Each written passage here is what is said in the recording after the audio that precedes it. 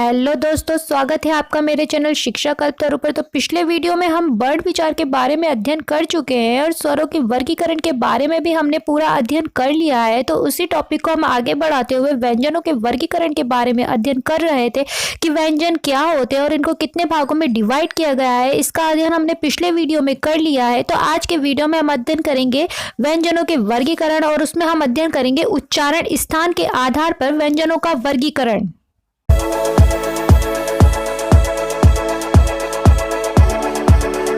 तो video last तक जरूर देखना और बीच में इसके बिल्कुल भी मत करना, क्योंकि आज हम अध्ययन करेंगे उच्चारण स्थान के आधार पर वर्गीकरण और इसमें हम अध्ययन करेंगे कंठव्य, तालव्य, मूर्धन्य, दंत्य, ओष्ठ्य, दंतोष्ठ्य, कंठोष्ठ, कंठताल और वत्सर्य के बारे में पूर्णतः अध्ययन करेंगे। अगर वीडियो अच्छा लगे तो लाइक कर देना, मेरे चैनल को सब्सक्राइब कर देना और डेली के वीडियोज की नोटिफिकेशन पाने के लिए बेल आइकन को प्रेस करना बिल्कुल मत भूलना। तो चलिए वीडियो स्टार्ट करते हैं।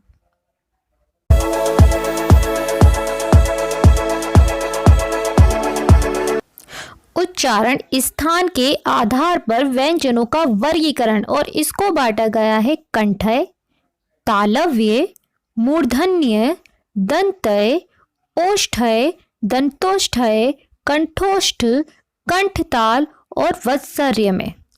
तो यह व्यंजनों का वर्गीकरण है और उसमें भी उच्चारण स्थान के आधार पर वर्गीकरण है। पहला है कंठय। कंठय, कंठ मतलब गला, ठीक है, वो वर्ण जिनकी ध्वनि गले से निकलती है, ठीक है, कंठ से निकलती है और जीभ का जो पिछला हिस्सा होता है वह सक्रिय रहता है, ठीक है। तो जीभ के पिछले भाग के सहारे इन ध्वनियों को उत्पन्न किया जाता है। जब हम क, ख, ग, घ, ण, जब हम इन ध्वनियों का उच्चारण करते हैं तो हमारी जो जीभ का पिछला हिस्सा है वह सक्रिय हो जाता है और वही हिस्सा काम करता है। तो कंठ है। तालव्य, तालव्य मतलब तालु, ठीक है, इनका उच्चारण कठोर तालु से होता है और हिंदी के च वर्ग का उच्चारण तालव्य से होता है, जैसे च, छ, ज, झ, अण।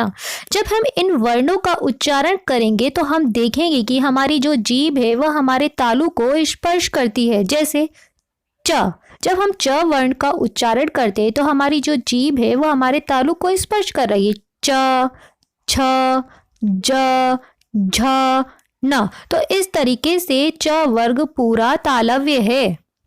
और क, ख, ग, घ, ण, जब हम इन वर्णों का उच्चारण कर रहे हैं तो हम देखते हैं कि हमारी जीभ का जो पिछला हिस्सा होता है वह सक्रिय हो जाता है, वह काम करता है और हमारी जो आवाज, इन वर्णों की जो ध्वनि निकलती है वह हमारे कंठ से होकर कंठ से निकल रही है।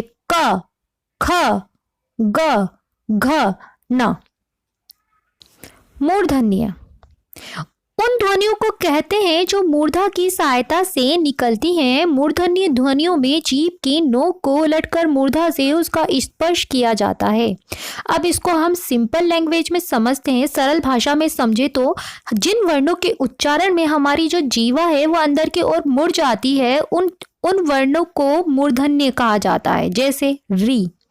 जब हम री ऋषि वाले का उच्चारण करेंगे तो हम देखेंगे कि हमारी जीभ का जो अगला हिस्सा होता है वो अंदर की ओर मुड़ जाता है, ट वर्ग। जब हम ट का उच्चारण करेंगे तो हमारी जीभ मुड़ जाती है, ट, ठ, ड, ढ, न, ठीक है, और श। तो ये वर्ण ऐसे हैं जिनके उच्चारण में हमारी जीभ मुड़ जाती है, तो ये मूर्धन्य कहलाते हैं। दंतय, दांत की सहायता से उच्चारित ध्वनियां दंतय ध्वनियां कहलाती हैं।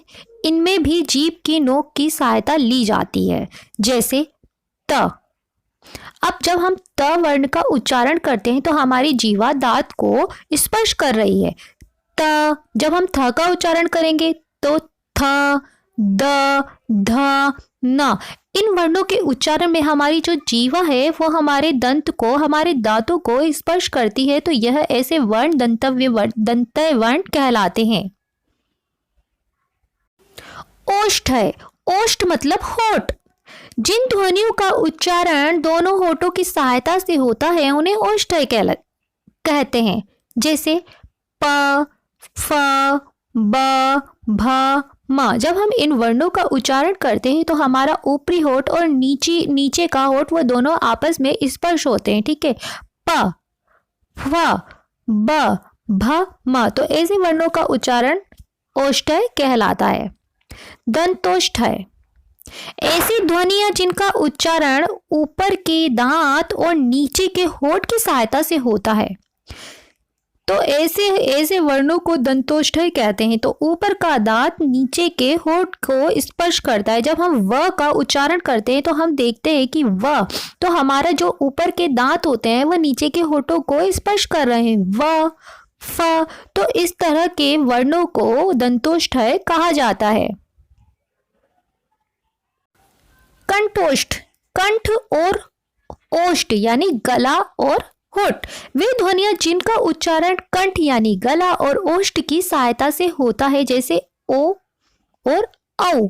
जब हम इन दोनों वर्णों का उच्चारण करेंगे तो हम देखेंगे कि हमारे ओठों की जो स्थिति है वह कैसी होती है, यानी हमारे होठ इन वर्णों के उच्चारण में सक्रिय हैं। ओ और औ, और जो ध्वनि निकल रही है वह सीधे गले से निकल रही है, ओ और औ। तो इस प्रकार के वर्णों का उच्चारण कंठोष्ठ कहलाता है। कंठ तालु, ऐसी ध्वनियां जिनका उच्चारण कंठ व तालु की सहायता से होता है, जैसे कि ए और ऐ। जब हम ए और ऐ का उच्चारण करते हैं तो हम देखेंगे कि हमारी जो जीवा है वह हमारे तालु को स्पर्श करती है और जो ध्वनि निकलती है वह सीधे कंठ से निकलती है, ए ऐ। तो कंठ, ऐसे वर्णों का उच्चारण कंठ और तालु से होता है। वत्सर्य, मसूड़े या जीभ की नोक की सहायता से उत्पन्न ध्वनियां, जैसे न, ल, र, स और ज।